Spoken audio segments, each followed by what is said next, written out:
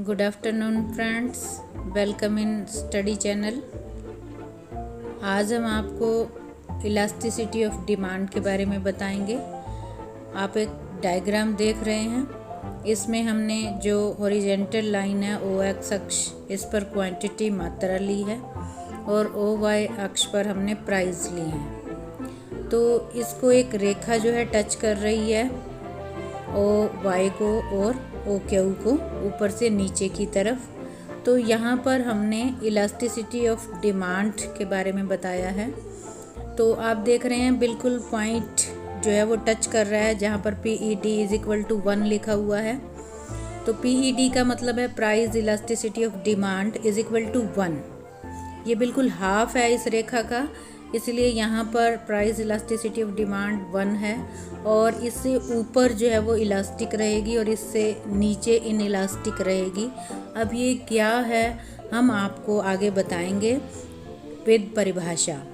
जो जीरो को touch, zero जहाँ पर आई हुई है PED इज इक्वल टू 0, वो OX अक्ष पर है जहाँ पर जो है ये टच कर रही है जीरो को, और ऊपर OY को जो टच कर रही है वहाँ पर हम देख रहे हैं कि 2 जीरो डैश डैश बने हुए, इसे हम अनंत बोलते हैं। तो हम अब आपको डिटेल में इसके बारे में बताएंगे। तो सबसे पहले हमें ये पता होना चाहिए कि मांग की लोच होती क्या है। मांग हमने अपनी वीडियो में बताई है कि अर्थशास्त्र के अंदर मांग क्या होती है, कि हमारी इच्छा के साथ साथ हमारे पास पैसे भी होने चाहिए और हम उस पैसे को उस चीज़ पर खर्च करने को तैयार भी हों, तत्पर भी हों।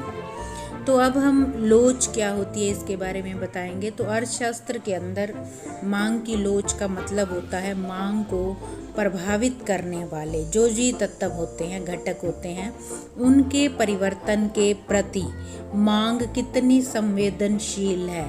अर्थात कि मांग को जो प्रभावित करने वाले घटक हैं, तत्व हैं, फैक्टर हैं, उनके अंदर जो परिवर्तन आते हैं तो उनके कारण मांग के अंदर कितना, मतलब कितनी मात्रा के अंदर परिवर्तन आता है, ये हम मांग की लोच से ज्ञात कर सकते हैं। यानी यदि मांग के घटक जैसे कि उपभोक्ता की इनकम है, उसमें अगर परिवर्तन होता है तो वस्तु की मांग में कितना बदलाव आता है, ये हम मांग की लोच से ज्ञात कर सकते हैं।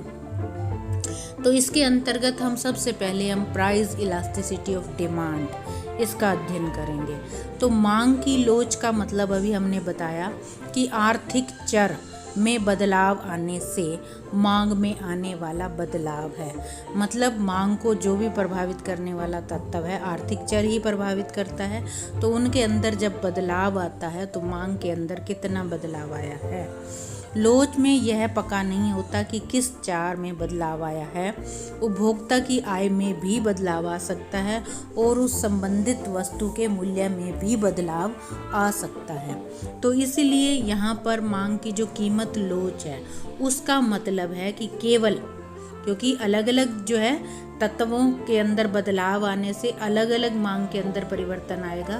तो हम यहाँ पर इसलिए सबसे पहले प्राइस इलास्टिसिटी ऑफ डिमांड पढ़ेंगे। तो इसमें यह मतलब होता है या इससे यह पता चलता है कि केवल वस्तु की कीमत में बदलाव आने से, क्योंकि प्राइस इलास्टिसिटी है तो सिर्फ कीमत के अंदर बदलाव आने से उसकी मांग में बदलाव आना, यानी कीमत के प्रति उस वस्तु की मांग कितनी संवेदनशील है। यदि कीमत लोच ज़्यादा है तो इसका मतलब क्या है कि कीमत के बदलने से मांग के अंदर बहुत बड़ा चेंज आया, क्योंकि लोच ज़्यादा है। और यदि वो कम है तो मांग के अंदर कीमत बदलने पर बहुत कम प्रभाव पड़ेगा। उदाहरण के द्वारा हम इसे जानेंगे। मान लेते हैं कि उपभोक्ता की आय पहले 100 रुपये थी और फिर बढ़कर 150 रुपये हो गई मासिक। इसके साथ साथ जो इकाई है वस्तु की वो 10 से बढ़कर 15 हो गई। तो अब यहाँ पर आय में बदलाव के कारण जो है मांग बढ़ी है। तो मांग की जो लोच है उसकी गणना हम कैसे करते हैं। अब हम इसके द्वारा ये पता लगाएंगे कि मान लें कि आर्थिक चर में बदलाव, जितना परसेंटेज बदलाव आया है उसकी वजह से मांग में कितना परसेंटेज रूप में बदलाव आया है। तो इन्हें ज्ञात करने के बाद मांग के परसेंटेज बदलाव को हम अन्य आर्थिक चर के परसेंटेज बदलाव से डिवाइड भी कर देते हैं। यदि लोच ज़्यादा हुई तो इसका मतलब है कि आर्थिक चर में बदलाव होने से मांग पर बहुत ज़्यादा असर पड़ता है, और यदि कम हुई तो असर कम पड़ता है। तो इसे हम एक फार्मूले के द्वारा भी प्रदर्शित कर सकते हैं। मांग की लोच इज इक्वल टू मांग की मात्रा में अनुपातिक परिवर्तन, ठीक है, और डिवाइडेड बाय अन्य आर्थिक चर। अब यहाँ पर अन्य आर्थिक चर संबंधित वस्तु की कीमत भी हो सकती है, उपभोक्ता की आय भी हो सकती है, और उसी वस्तु की कीमत भी हो सकती है। तो उस आर्थिक चर, अन्य आर्थिक चर जो भी है, उसके अंदर जो अनुपातिक परिवर्तन आता है उससे द्वारा हम जो है मांग की लोच को ज्ञात कर सकते हैं। तो हमने यहाँ क्या दिखाया कि मांग की लोच केवल वस्तु की कीमत पर ही नहीं बल्कि बहुत सारे अन्य वेरिएबल पर भी डिपेंड करती है। इसलिए अन्य जो वेरिएबल की वजह से मांग की लोच पर इफेक्ट पड़ता है। लेकिन मांग की जो कीमत लोच है वो क्या बताती है कि सिर्फ कीमत में परिवर्तन आने पर मांग में परिवर्तन आना। तो अब हम मांग की कीमत लोच का सूत्र जानेंगे। तो जो मांग की कीमत लोच है उसका फार्मूला ये है, मांग की मात्रा में अनुपातिक परिवर्तन, ऊपर वाला वही रहेगा, डिवाइडेड बाय मूल्य में, क्योंकि यहाँ पर प्राइस इलास्टिसिटी ऑफ डिमांड है तो मूल्य के अंदर जो अनुपातिक परिवर्तन आया है। अनुपातिक का मतलब यहाँ पर ये है, इसे जो है एक इंग्लिश के फार्मूले के द्वारा भी देखो दिखाया गया है। ईडी यहाँ पर है इलास्टिसिटी ऑफ डिमांड, और ऊपर डेल्टा का साइन है, इसका मतलब होता है चेंज इन, मतलब मांग के अंदर कितना चेंज आया है, वो जो डिफरेंस चेंज होता है वो लिखा जाता है। तो इसलिए चेंज इन डिमांड यानी कि डेल्टा साइन दिया हुआ है, डेल्टा क्यू यानी कि quantity demand, divided by Q लिखा हुआ है। तो यहाँ पर प्रारंभिक डिमांड क्या थी और चेंज किसका आया, इनटू 100। उसके बाद क्योंकि प्रोपोर्शनल चेंजेस है ना, डिवाइडेड बाय उसी तरह से, क्योंकि ये प्राइस इलास्टिसिटी ऑफ डिमांड है तो यहाँ पर कीमत में परिवर्तन का प्रभाव हमने दिखाना है। तो चेंज इन प्राइस ये भी वही है, delta sign, divided by P यानी कि पहले प्राइस कितने थे और ऊपर चेंज कितना आया इनटू 100। तो इसे हम जब सोल्व करेंगे तो elasticity of demand is equal to change in quantity divided by quantity into P. ये ऑपोजिट हो जाएगा क्योंकि डिवाइडेड बाय था, तो जब हम इसको इक्वल में लेकर आएंगे इस तरफ इनटू में तो वो ऑपोजिट हो जाता है। तो P divided by change in P। तो हम देख सकते हैं कि मांग की जो कीमत लोच है उसमें केवल मूल्य ही मांग को प्रभावित करेगा। तो जो मांग की कीमत लोच है ये 5 तरह की होगी। इसके अंदर सबसे पहला है perfectly inelastic demand, inelastic बेलोचदार यानी कि कोई फर्क ना पड़े। उसके बाद बेलोचदार, एक परफेक्टली इन इलास्टिक है, उसके बाद इन इलास्टिक है, और थर्ड है इसमें इकाई लोचदार यानी कि यूनिटी इलास्टिक डिमांड, फोर्थ है इलास्टिक डिमांड यानी कि लोचदार, और फिफ्थ है पूर्णतया लोचदार मांग यानी कि परफेक्टली इलास्टिक डिमांड। तो जो पूर्णतया बेलोचदार है इसके अंदर देखो बेलोच यानी कि कोई परिवर्तन ना आए, कि मांग के अंदर वस्तु की कीमत में परिवर्तन के कंपैरिजन में कोई परिवर्तन ना आए तो हम इसे पूर्णतया बेलोचदार कहेंगे। ऐसा हमारी जो डेली ज़रूरत की वस्तुएं होती हैं जो हमें बहुत ज़रूरी चाहिए होते हैं तो उनकी कीमत में कितना ही परिवर्तन आने पर हमें वो खरीदनी ही पड़ती हैं। तो जो ज़रूरत की वस्तुएं होती हैं उन पर जो मांग होती है वो बेलोचदार होती है। तो इसीलिए हम ED इज इक्वल टू 0 भी कह सकते हैं। इस मांग का माप 0 के बराबर होता है। ये हम देख रहे हैं डायग्राम के द्वारा। OX अक्ष पर हमने क्वांटिटी ली है, OQ क्वांटिटी बिल्कुल स्थिर है, और OY अक्ष पर हमने प्राइस मूल्य लिया है। हम देख रहे हैं प्राइस P1 या P2 या P3 बढ़ ही रहे हैं, लेकिन डिमांड के अंदर कोई चेंजेस नहीं आ रहा, तो ज़रूरत की वस्तुओं के लिए कोई चेंजेस नहीं आता है। उसके बाद है बेलोचदार मांग, वो परफेक्टली इनइलास्टिक था, ये इनइलास्टिक है। तो जब वस्तु की मांग की मात्रा के अंदर अनुपातिक बदलाव कीमत में बदलाव से कम होता है तो ऐसी स्थिति में हम उसे बेलोचदार कहेंगे।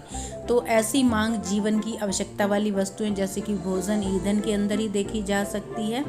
तो इसका जो है, इसमें मांग की लोच का माप शून्य से थोड़ा ज़्यादा होगा, ग्रेटर देन 0 एवं इकाई से कम होगा, तो लेस देन 1 भी कर सकते हैं। तो ये बेलोचदार है। अब हम यहाँ पर देख रहे हैं कि कीमत के अंदर जो बदलाव आ रहा है, डी हमारा डिमांड कर्व है। कीमत के अंदर बदलाव हम एरो से जो है दिखा रहे हैं। ज़्यादा का बदलाव आया है, मान लो हम नीचे P हो और ऊपर P1 हो, तो ये जो चेंज आ रहा है ये एरो के साइन से दिखाया गया है, ज़्यादा है। जबकि मांग के अंदर जो है वो कम आई है। पहले जो है OQ था, उसके बाद कम होकर OQ1 हो गया, मतलब खिसक गया है डिमांड कर्व, बट उससे कम जो है, यानी कि प्रभाव कम पड़ा है। उसके बाद है इकाई लोचदार। अब यहाँ से पता क्या चल रहा है, इकाई यानी कि बराबर, इक्वल चेंज, कि जितना कीमत के अंदर परिवर्तन आए उतना ही डिमांड के अंदर परिवर्तन आए, तो वहाँ जो है इकाई लोचदार होगा। तो elasticity of demand is equal to 1। तो ये उसका कर्व है। आप देख ही रहे हैं कि इसके अंदर जो है ना, जितना कीमत के अंदर चेंज आएगा उतना ही डिमांड के अंदर चेंज आएगा। तो यह वक्र ऊपर से नीचे की तरफ घुमावदार है। इसमें हर बिंदु पर मांग और मूल्य के अंदर जो अनुपातिक बदलाव है वो बिल्कुल इक्वल है। उसके बाद है लोचदार। तो लोचदार यानी कि प्रभाव ज़्यादा पड़ेगा। मांग की मात्रा में अनुपातिक परिवर्तन कीमत की मात्रा में अनुपातिक परिवर्तन की तुलना में अधिक होता है। यानी कि कीमत में थोड़ा सा चेंजेस आया, यानी कि कीमत थोड़ा सा बढ़ेगी तो मांग बहुत ज़्यादा कम हो जाएगी, और अगर कीमत थोड़ी सी कम होगी तो मांग बहुत ज़्यादा बढ़ जाएगी। तो इसे हम लोचदार मांग कहेंगे। ऐसी मांग मुख्य रूप से विलासिता की वस्तुएं जैसे कि कार, आभूषण में देखी जा सकती है कि कीमत के अंदर थोड़ा सा भी कमी आने पर मांग में ज़्यादा परिवर्तन आ जाता है। तो हमारा डिमांड कर्व जो है ना, ये थोड़ा सा OX अक्ष से जो है, जो 0 है हमारा पॉइंट, उससे जो है ना थोड़ा सा ऊपर की तरफ उठा हुआ दिखाई देगा। तो इससे क्या पता चल रहा है कि elasticity of demand greater than 1, यानी कि ज़्यादा परिवर्तन आएगा, तो इलास्टिक डिमांड है ये। उसके बाद है परफेक्टली इलास्टिक। तो परफेक्टली इलास्टिक के अंदर जब किसी वस्तु की कीमत अपरिवर्तित रहती है, यानी कि कीमत में कोई परिवर्तन ना आए, ऐसी स्थिति के अंदर मांग के अंदर बढ़ोतरी या कमी होती है, तो इस मांग को हम पूर्णतया लोचदार कहेंगे। क्योंकि कीमत में परिवर्तन न आने पर भी मांग के अंदर बहुत ज़्यादा परिवर्तन आ जाना, मतलब बढ़ जाना या घट जाना, तो इसे हम ED इज इक्वल टू अनंत के साइन से प्रदर्शित करेंगे। तो ये हम देख रहे हैं कि कीमत जो है OP स्थिर है, जबकि मात्रा जो है ना वो डिमांड कर्व जो है हॉरिजेंटल हो गया OX अक्ष के, यानी कि घट भी सकती है बहुत ज़्यादा और बढ़ भी सकती है। उसके बाद है मांग की लोच को प्रभावित करने वाले तत्व कौन कौन से हैं। सबसे पहले वस्तु की प्रकृति, जैसे हमने बताया जो ज़रूरत की वस्तुएं होती हैं उन पर जो है प्रभाव नहीं पड़ता ज़्यादा, लेकिन जो विलासिता की वस्तुएं होती हैं उनके अंदर बहुत ज़्यादा परिवर्तन देखने को मिलता है, तो वस्तु की प्रकृति का प्रभाव पड़ता है। उसके बाद विकल्प की उपलब्धता, मतलब जो चीज़ हम खरीद रहे हैं अगर उसका विकल्प हमारे पास उपलब्ध है तो ज़्यादा चेंज आता है। जैसे कि चाय और कॉफ़ी जो है एक दूसरे के विकल्प कह सकते हैं। तो चाय की कीमत अगर थोड़ी सी बढ़ जाती है तो उसकी डिमांड बिल्कुल हम शून्य कर सकते हैं, और कॉफ़ी की डिमांड करने लग जाएंगे तो बहुत ज़्यादा परिवर्तन देखने को मिलता है जिनके विकल्प उपलब्ध होते हैं। ऐसे ही उपभोक्ता की आय का भी इफेक्ट पड़ता है। अब जो अमीर लोग होते हैं वो कीमत के चाहे कितनी ही बढ़ती रहे, क्योंकि उनकी इनकम एक्स्ट्रा होती है, तो उनके ऊपर जो है मांग की लोच का कोई इफेक्ट नहीं पड़ेगा, वो डिमांड जो है ना वो ज़्यादा ही रखते हैं। जबकि जो मिडिल क्लास होते हैं वो इफ़ेक्टिव हो जाते हैं, या वो घटिया वस्तुएं ही खरीदते हैं, अच्छी क्वालिटी वाली वस्तुएं नहीं खरीद सकते, तो उसके ऊपर इफ़ेक्ट ज़्यादा पड़ता है। उसके बाद है वस्तु के मूल्य का स्तर। एक वस्तु का मूल्य किस स्तर पर है इसका भी प्रभाव पड़ता है। जैसे कि वस्तु है, लैपटॉप है, टीवी है, इनके मूल्य ज़्यादा होते हैं जिसके कारण कीमत में बदलाव इसकी मांग पर प्रभाव डाल सकता है। लेकिन यदि वस्तु की कीमत कम कीमत की है तो कीमत में बदलाव इसकी मांग पर कोई प्रभाव नहीं पड़ेगा। तो आशा करते हैं आपको इलास्टिसिटी ऑफ डिमांड अच्छे से समझ में आ गया होगा। ये हमने ऊपर सबसे पहला जो डायग्राम दिखाया था ये इन्हीं सब का जो है वो निचोड़ है। इससे जो है वो कंप्लीट शो हो रहा है, ये कंप्लीट डायग्राम है। तो हम यहाँ से भी समझ सकते हैं, यहाँ पर PED = 1 है और इससे नीचे इनइलास्टिक है और उसके ऊपर इलास्टिक है और OX अक्ष पर ये 0 हो गई है और OY अक्ष पर ये अनंत हो गई है। तो हम ये यहाँ से भी समझ सकते हैं।